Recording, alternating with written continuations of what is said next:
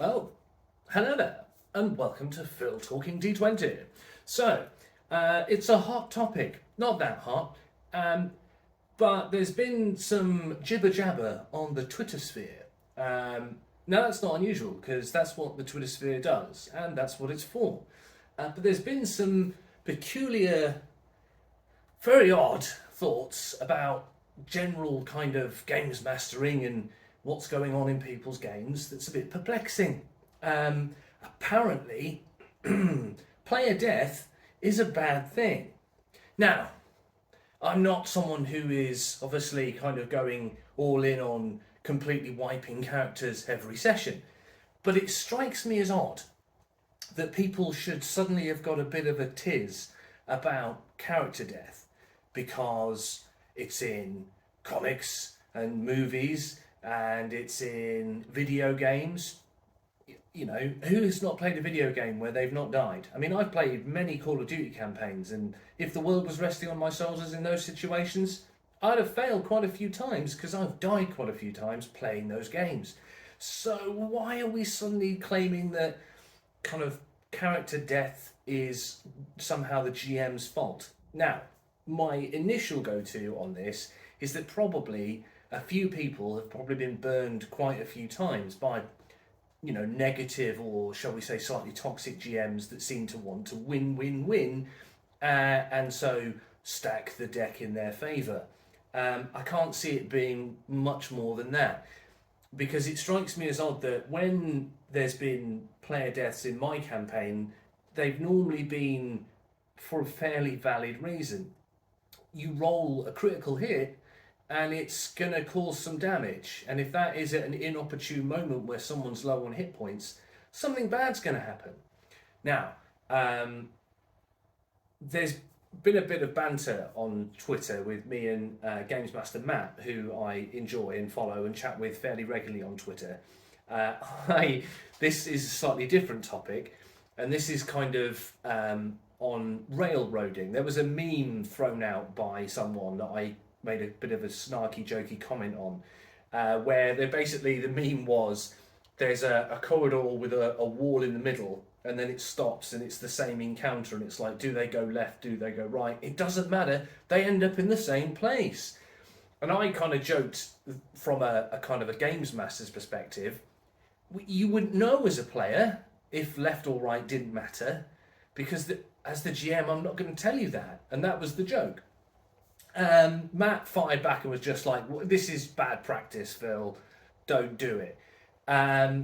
So my answer is, it's okay to do it sometimes, but don't make it a crutch. And I'll kind of go into what I mean about that. There's a lot of pressure, and there's a lot of people flooding into the hobby. The reason I say that is because the drama around 5e Ageddon and 1D&D has created more interest in gaming. Even bad press is still good press because people talk about it. So you suddenly had more and more people going, "Oh my god, have you heard what's going on with Dungeons and Dragons? They're going to try and like steal everyone's shit and make loads of cash and become some kind of super evil mega corporation of death." And people were like, "Shit, no way." Anyway, moving on. And those kind of drama events, and obviously then the sudden kind of outcry of innumerable, incredibly talented, not including myself, creative types. Matt Colville's to name an obvious one. Even Matt Mercer and the Critical Role crew had some like cryptic kind of like, "Oh, we're not sure we're okay with this." It snowballed, and then you've got people going, "We're going to release a new system. I'm releasing a new system. There's a new system being worked on. We're going to free ourselves from the shackles of 5e and Wizards of the Coast." Bah! Suddenly, there's a new influx of players. Now, Matt made some great points about it's important to put in a lot of work as a GM, and I completely agree with him. And I have stated that many times about even the basics of learning a new system. I'm sorry, you're going to have to put some effort in. And as a GM, again, bad news, you're going to have to put some effort in. But when you are learning to GM or you're running your first sessions and you're not entirely experienced in what you're doing, there is no harm in using some safety crutches to help out. And I literally, this is such a vivid memory for me. I remember listening to the D&D podcast, the official one, and the two presenters were chatting, and the lady on there literally said, I tried GMing once and I'll never do it again because they got to a point where they wanted to go in a different direction to what I had planned, and I didn't know what to do, and I panicked and I ended the session, and I've never summed up the courage to go back. And for me, that was on the official D&D podcast. That was someone that's representing D&D talking about a personal, like, mini meltdown they'd had trying to game and run a session for people. It's a big deal. If you have never done it before, if you've never, or you've done it a few times and you've not been very successful and you think it's really, really difficult, when we throw out this, oh, you shouldn't do this mentality, we should always be careful to caveat it, because we add an extra daunting layer of, oh shit, that is really difficult, I'll never be able to do it, to lots of new people that are coming into the hobby. So, when you're learning, when you're getting into the flow of thinking about becoming a games master, don't be afraid if people's characters die. Okay? It's going to happen because it's a system where there are roly, clicky, clacky engines of destruction and randomness that are intrinsic to most games. You know, if you look at the 2D20 system that is used in quite a few systems, the D100 system that's used in quite a few other mainstream systems, D6 based systems, if you think about most major RPGs, they are at the table using some form of random dice mechanic, some being more forgiving than others, Cthulhu being very unforgiving. It's a system where people are expected to get killed horribly by unimaginable extra-dimensional horrors beyond the imagination of mortal man. The 40k system that's coming out, there will be death in the grim dark. And if there isn't, then you're rubbish. Because the grimdark is literally death incarnate. Again, Pathfinder 2e and 5e, although they put in buffers to prevent character death with things like death saves and kind of creeping, kind of you're at 0 hit points and now you're creeping down a track of, you know, a failed save, oh, now you're dead. There are barriers to immediate death, but it can still happen. So just don't panic about character death. Now, don't go out of your way to make it happen. One of the things that Matt was talking about when he was kind of discussing kind of how he organises and runs things at his table, and we always use this really lazy analogy of do they go left or do they go right? And we kind of know what it means. But again, it's one of these things to kind of abstract down a little bit. As a GM, you are making choices all the time. And when we do these things like if they go left, they go to the right place, if they go right, they go to the wrong place, and we haven't given them the tools to make an accurate decision, then if they go to the wrong place, that's our fault. And if we punish them for that, when we haven't presented them with the information to make the right choice, that's still bad GMing. So these are kind of stepping stones and hurdles that are pitfalls that you might fall victim of as a games master. Equally, if you put them into an encounter that is way above their level and you massacre them in a TPK, then that's a mistake that you've made. That's on the GM. But, and Matt made a very good point here, there's this whole thing about, oh, death is the ultimate fail state. Well, it doesn't necessarily have to be if the narrative gives you other options. And he made a very simple explanation of this. If the villains that have put them down and made them unconscious, dropped them to 0 hit points, are not necessarily interested in killing them, then maybe there's a fade to black and they wake up captured, or they simply wake up having been looted on 1 hit point wherever they were left. Maybe they are in a situation where they are held to ransom and they are ransomed back to an organisation that they work for. In medieval society in the United Kingdom, it was very common for knights of opposing factions who were defeated and wounded to be captured and held and ransomed back to their wealthy families. It was actually better to not kill fancy schmancy pants knights because you could earn a potload of money flogging them back to their wealthy relatives. So in a way, it's a bit of a weird thing where we look at kind of the simplicity of combat and go hacky hacky choppy choppy until everything's deady deady. Because again, one of the things that has come up in other RPGs that I've read, there's Stars Without Number. Stars Without Number starts encounters with a do you even have a fight roll? Because it's a high lethality system and everybody knows that they're squishy and mortal unless they're a fanatic. And they do this thing where you get into, the example of this is you get into a fight with some street gangers on Hive World, and the party and them have a bit of a tussle, some shots are fired, a couple of people get stabbed. The first of the street punks dies and a couple of them are wounded. You make a roll, similar to a will save, if you like, which dictates whether that group stays in the fight or runs away. And it's likely they're going to run away because people just don't throw their lives away over stealing someone's wallet.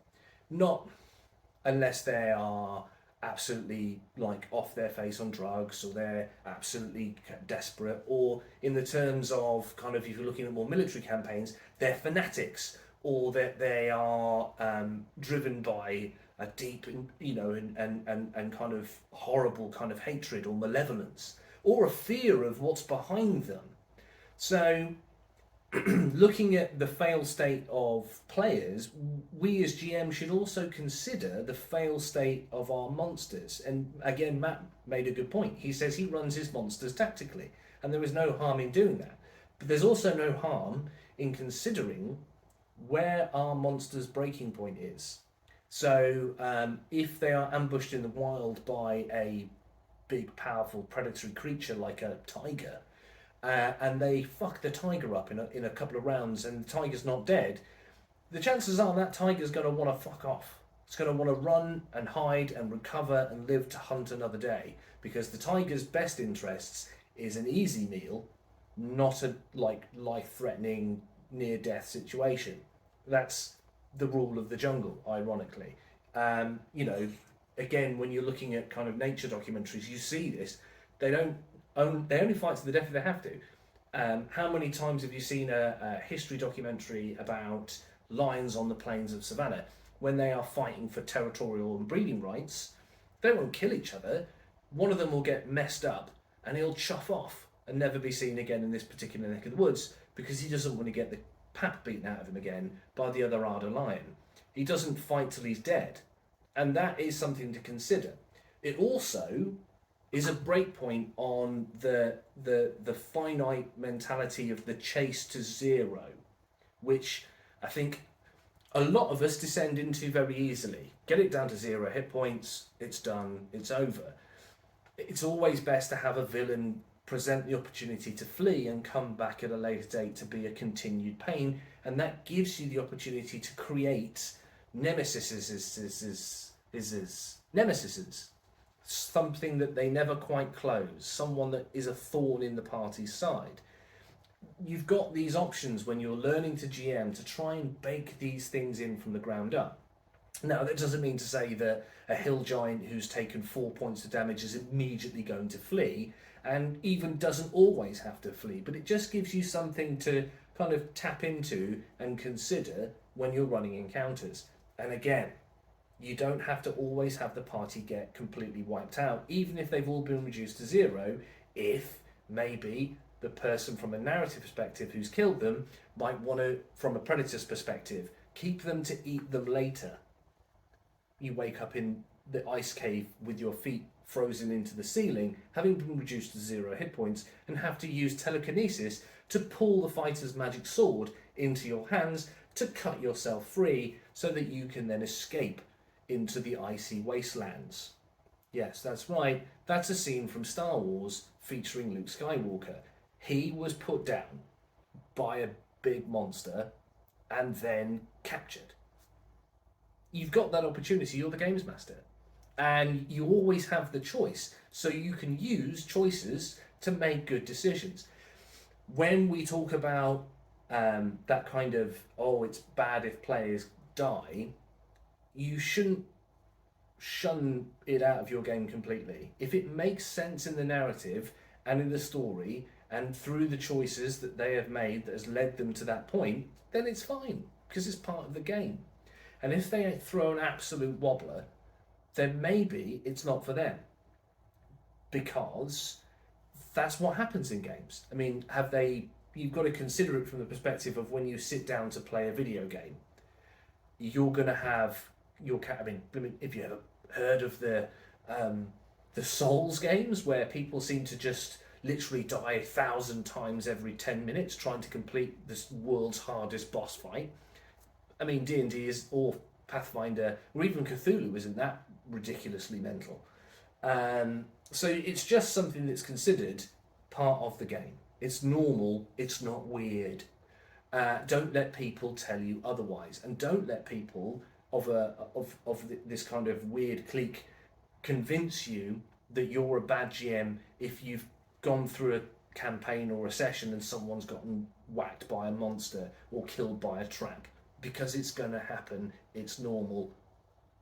It's just one of those things. Now, that whole thing about player agency and the whole talking point about railroading is an interesting one, because as I've discussed, when you're learning to cut your teeth, you don't want to be in a position where you genuinely don't know what you're doing and you feel like you're spiraling out of control. And if you've prepped encounter A and they somehow have wandered off somewhere else altogether, and that is something altogether entirely different, there's nothing wrong with recycling what you already had prepped to get you out of a hole if you genuinely can't do it on the fly. There's nothing wrong with that. It's not something that you should use as a crutch. You shouldn't just do it by default. And as you get more experienced, you'll be able to kind of adapt on the fly, because a huge amount of games mastering is adapting on the fly, is embracing the kind of the chaos that can happen. They aren't going to go where you necessarily expect them to go. They aren't going to be interested in the thing that you necessarily expect them to be interested in. That's why a decent chunk of prep is incredibly important. And the more prep you do doesn't mean that you're going to run a better session, but it means you're more likely to have something you can grab and throw at the thing that they've just made happen that you weren't necessarily expecting. So it's always good to go into a session with a handful of encounters prepped that fit the general narratives of where you are in the world, of your gaming world, because they're very useful and very flexible. A wilderness encounter, regardless of what kind of thing is happening right at the start of the session, is always useful to have in hand, because if they travel somewhere that you weren't expecting, you can throw that wilderness encounter at them and it's there ready to go, and it will give you some extra kind of fluff and adventure in that session, even if it's taking you in a direction you weren't expecting. So consider those as kind of useful things to have in hand. Think about what kind of area and terrain and environment they're generally in, and then consider things that fit that narratively. If they're in hills and mountains, and there's some hill giant options and they are appropriate, brilliant. What about a troll? What about some orcs? What about some bandits? What about some wolves?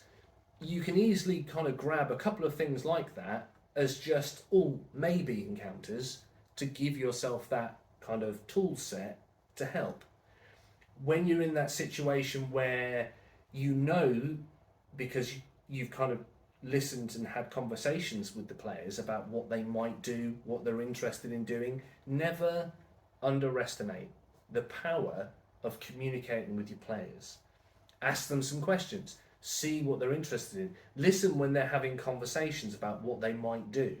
Because then, when you're running into the next session, you can have prepped a few things around those, so that if they do go, yeah, actually, do you know what, we are going to, go off and see the Wizard's Tower, or we are going to travel off into the Dark Wood to see what's going on there, you can go, oh, brilliant, in it goes. It is work, but one of the things I can't stress enough about Pathfinder 2 is, compared to D&D 5e, encounter design is 1,000 times simpler.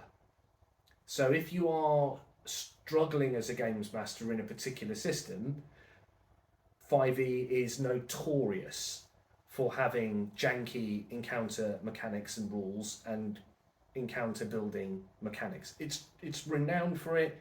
If you don't think that's true, you've been living under a rock. Believe me, that's a constant drumbeat in the 5e community itself. So, if you are struggling to run your first few campaigns in 5e, don't.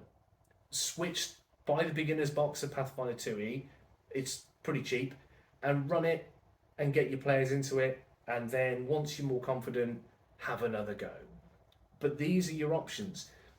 You've got this ability as a games master to create, and you've got this ability to do wonderful things and terrible things based on your own volition. And it's very important when you're doing kind of the early stages of games mastering to not be too hard on yourself, and to take that steady, well-read, put in some effort approach. There's a phrase I like to use, and you get out what you put in. So if you just sit down and think, oh, I probably know enough, I'll probably be fine, and don't do any prep, there's a chance you're going to struggle, and that will be on you. But if you make sure that, if you know there's water in the environment, like you're camped by a river, check the swimming rules and the drowning rules so that they're fresh in your mind, because there's a chance someone might get dragged in, pushed in, they might fall, they might say, oh, I'm going for a swim, and then suddenly you've got to, hang on, let me check the rule book. If you're in the middle of a desert, don't read the rules about swimming. Do see if there's any rules about dehydration and heat exposure and the environmental challenges of a desert, because when you go into that session, it's fresh in your mind and you've done some prep. Little things like that you're in control of as a GM really help you feel like you're prepared. And feeling like you're prepared, even if you're not that prepared, gives you a much better chance of saying, well, hey, I'm fairly confident about this, I can probably get it done. And that mindset will help you overcome the next challenge that you happen to encounter. When the bard says, I'm going to try and woo that red dragon, check out my perform check, I rolled a 16, and you go, oh dear, this hasn't gone to plan. Or the other way, which will equally be as challenging, they roll like a 37, and now you've suddenly got to play out some kind of schmoochy date scene between an elder red dragon and the bard. Good luck with that one, by the way. It will be very funny. Probably quite challenging, but well worth the investment, I assure you. We've all seen Trek. We know how that ends. Half dragons. So, it's very important, on the whole, in general, to not let people dictate extremes when we're talking about the hobby. It's very easy to do, and there's a plethora of people, including myself right now, making, in my case, suggestions about things that you can try and things that you can consider to help with the process of gaming. But when people make these kind of silly statements about you are a rubbish GM if you kill players and player death is a failure of the GM, that's not helping anybody. In fact, it's making it more likely that we won't have as many people willing to take on the challenge of GMing, and it is a challenge. A good guide on how likely you are to probably not struggle too much with GMing, and this is something I've been considering over the last few days. You've probably played a handful of different classes. So you've probably played a caster, you've probably played a martial, you've probably played something that's a bit sneaky with low hit points, that has to rely on tactics or opportunity to get themselves up to kind of tempo. You want to have experienced a broad selection of a gaming system's fundamental player components, and you want to feel confident that you've been able to manage those, because that gives you a good handle on what the players can do sat in front of you, and what options that are available to them, for them if they're struggling to think of ideas that you can suggest to them to help them out, because that's something you should do as a GM. You shouldn't be a stone wall. You should have been fairly confident at multitasking, and something like a sorcerer or a wizard is a great example of this, because there's more to remember when you play a caster. How many rounds does the spell last? What kind of save is it? You've got more mechanics to work with when you're playing those kind of casters, and that gives you again a good handle on getting that kind of experience out when it comes to juggling and running your first combats. It's a little bit like that. It's not completely like that, but it gives you a gauge in terms of the juggle of complexity. You're going to have to be thinking, what's happening next round? Who's coming up next? What is my next villain going to be trying to do? Are they reacting to something that's happening? You need to be taking stuff in and then making choices and pushing back. So a good tip I always think of when I'm talking to people about games mastering is you wear many hats. And one of those hats should be someone who's championing the party. You want to be someone that's championing what they can do and enabling them to have a fun experience. But you need to be able to take that hat off and put on a villainous hat and be the party's enemy. So when you're running a monster, you shouldn't be being the champion of the party at that point. You should be the villain versus the party, thinking, what are they about? Why are they about it? What are they trying to do? Some are more simple than others.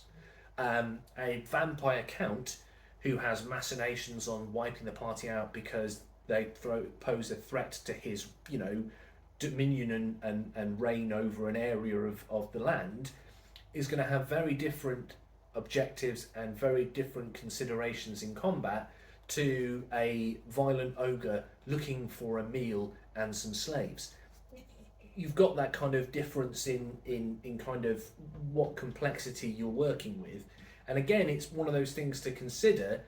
How am I leveling what this is trying to do versus the party? Now, the hat that is the champion of the party should always be closer to you than the villain hat. And that I think is important, because you don't want to stray into the versus the party mentality all the time. You want to make sure that from a narrative perspective, from a storytelling perspective, you are listening to their cues.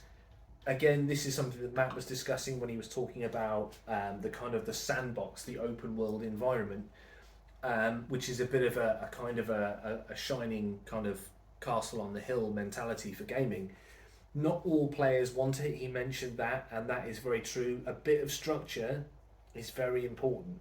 If you simply dump them in and say, go wherever you like, they have no idea where that is, because they're not in your head.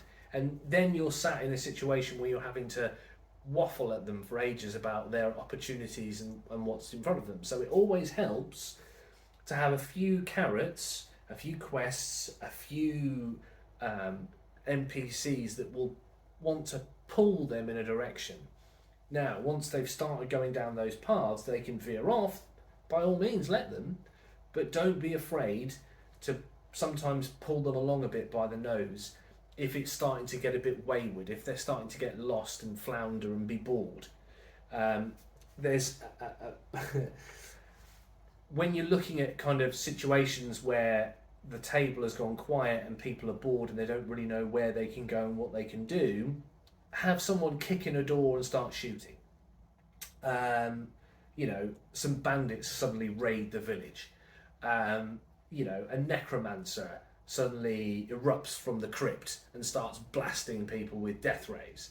You've always got opportunities for chaos and madness that will suddenly amp things back up again, that you can then just squish and get rid of once it's dealt with. So that building process of having those handful of encounters every session that will fit exactly where you want them being as a GM, aka if you're in a dungeon crawl, super easy, what's in the next few rooms, what's in the rooms after that, what's around that kind of environment that they might interact with, traps and all that. If they are travelling, what kind of things might they encounter, what NPCs and villains might be around on that journey to make the journey more interesting and more alive. What kind of terrain obstacles might that present? When you're trying to build how you're going to go forward, those are the things to consider. And if you are genuinely stumped and flummoxed and you don't know what you're doing and they've chosen to go left and you don't know what's left, but you've got something, if they went right, don't be afraid to take that and move it. Reflavor it a bit, redescribe it. There's a brilliant scene in a movie called Grandma's Boy where they're talking about the elves on level 2 looking a lot like the elves on level 7. So the director of the game says, well, just make the elves on level 7 blue instead of red. And they go, great, done. Right? And that's the running joke. It's like, oh, well, they look different now. It's a different encounter. Happy days. And when you're looking at the stats for a monster behind the Games Master screen, they only know what it is when you tell them what it is. So a really great example of this is the Pathfinder 2 Death Knight, who has this kind of lightning blast attack that he does, that's ranged and does damage with a reflex save, and he's got his choppy high damage magic +1 striking long sword, and he wears his full plate and he's all like, I'm an evil Death Knight. I took one of those and I said, oh yeah, you're fighting an undead pirate on the deck of his galley and he's covered in guns and there's barrels full of guns, and every round he decides to just pull and fire pistols like a madman. Make me a reflex save. And then I went, lightning damage. No, it's not. It's bludgeoning damage because they're pistols, or piercing damage, or whatever he decided it was. It wasn't electricity at all. It was piercing, and it was the same dice, and it was the same reflex save, and it was the same goddamn monster. And yeah, he had this cool, magical, evil cutlass because he's a pirate. And then it's like, oh, and is he wearing full plate fill to justify his higher armor class? No, he's a really lithe, swingy, choppy, hacky, tumbly pirate who's hard to hit because he's an agile deck fighting pirate. That's why the armor class is the same. But it's just a Death Knight pulling pistols and firing them and hacking them with his cutlass. So you can do things like that when you've got encounter A and they've gone to somewhere over here and you're like, I have no idea, and you can just go, all right, well, what if I reflavor this? What if I restory this thing and just describe it to them as something different, but I can still use the same stats? And some people might say, hey Phil, that's cheating. And you're like, well, no, because the DCs are set. As long as you're not changing anything on the page in terms of its attack rolls, its damage rolls, all those important mechanical aspects, it's balanced because that was built to be balanced. So as long as all you're doing is changing the story, changing the narrative of what it is, it's fine. It might not be an owlbear, it might be, a pig tiger. That's a silly one, I know, but it sounds funny now I've said it. Pig tigers. It's got the head of a pig but the body of a tiger. And it lets out a terrible squeal of terror instead of a howl and roar of terror. But you see how easy it is to do? Now don't all immediately rush out and fill your games with pig tigers, please. I don't want to be responsible for that. And if it turns up on Critical Role, Matt, I'll be having words. But do you see what I'm saying? Chill out. Don't let the doom whalers fill you with nonsense. You are going to make mistakes. You are going to suddenly think, oh, I've nowhere to go. But you've always, as long as you've done some prep, got something that you can throw at it. And you can, with a bit of jibber jabber and a bit of power finger pistols, you can change it on the fly by just describing it differently. And Bob's your uncle. It is actually something new. It is actually something that fits into that new dynamic of the place they've gone to. One of the talking points Matt made to kind of close out was he was talking about the magic Ooja Wooja thing that they needed, and they had somewhere over there and somewhere over there, and he knew it was over there, but if they went over there, then that meant they just didn't get it. That, for me, is one of those situations where, remember, as the games master, if you haven't told them the information to go to the right place, and you've just gone, oh, randomly guess where the thing that you're not really sure what it is, and I've not told you that much, and you're going to have to make the right choice now, remember, that's also bad GMing.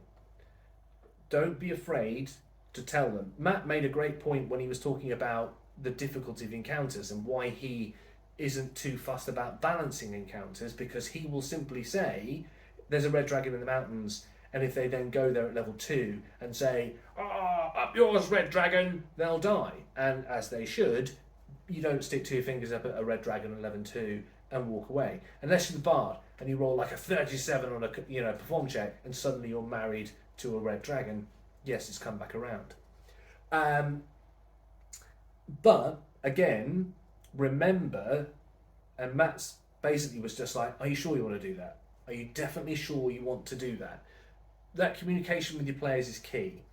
If you are deadpanning them, if you aren't giving them answers that help them, or you're not making suggestions that poke them in the right direction when they're clearly lost and frustrated, that is also bad GMing. Don't be afraid to communicate. Don't be afraid to gently nudge them in the right direction or make suggestions that might dig them out of a hole that they're digging. Don't, again, do it all the time. Because if your players are learning the game, then that's fine. Help them out quite a lot. Because you don't want them having a negative experience where, through their own lack of knowledge and experience, they make simple mistakes that get them all killed. But again, as they grow and develop and they experience more of the game and they learn more of the game, make sure that you are not helping them quite as much so that they can learn from their mistakes. And that's a balance you're going to have to strike on your own. So, remember, where are we at? Twitter is a silly place. Also, it's quite a great place. But there you go. It's the swings and roundabouts of life. Character death is not a bad thing in games. If it happens organically, it's not a big deal. If you are looking to GM and you've prepped something and they go off in a different direction and that's all you've got and you have to reflavor it and reuse it, don't be afraid to do that. It's fine. Just don't do it all the time. And have fun, stay classy, stay sexy, and I will catch you on the next video. Peace.